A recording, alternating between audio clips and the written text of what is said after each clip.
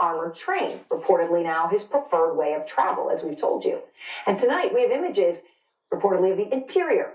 According to Badanin, the home is decked out in gold, from Putin's office to his bedroom, which you can see here, to his so-called night cellar with gold dining chairs. And as for Putin's reputed girlfriend, Alina Kabaeva, a mansion was constructed about half a mile from Putin's home, where she apparently resides.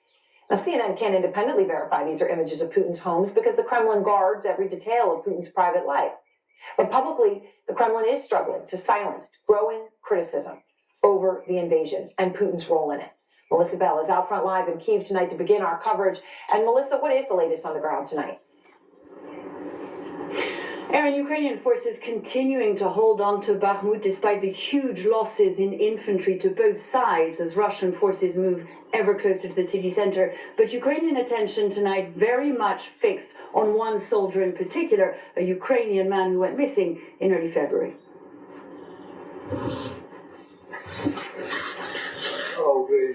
Glory to Ukraine were his last words.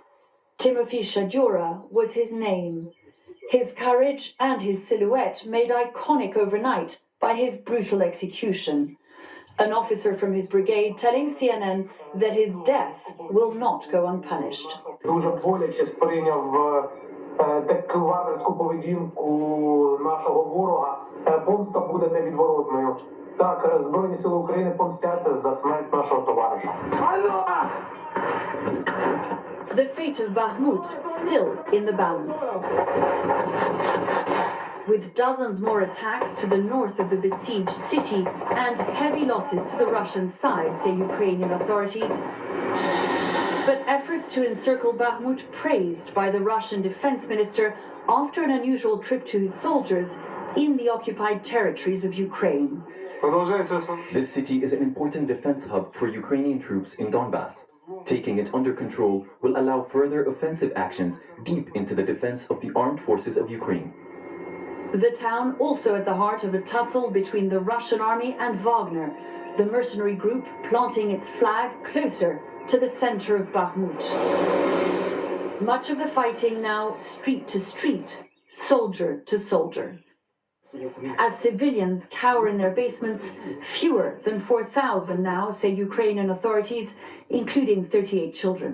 The ferocity of the artillery and mortar fire that continue to pound the city, making it hard even for soldiers to get out. And as Moscow closes in, more claims of so-called Ukrainian terrorist activity, with staunch Moscow ally Alexander Lukashenko announcing the capture of a Ukrainian-Russian national accused of trying to sabotage a Russian surveillance plane at a Minsk airfield, without presenting further evidence.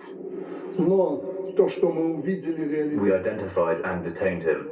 To date, more than 20 accomplices who are on the territory of Belarus have been detained.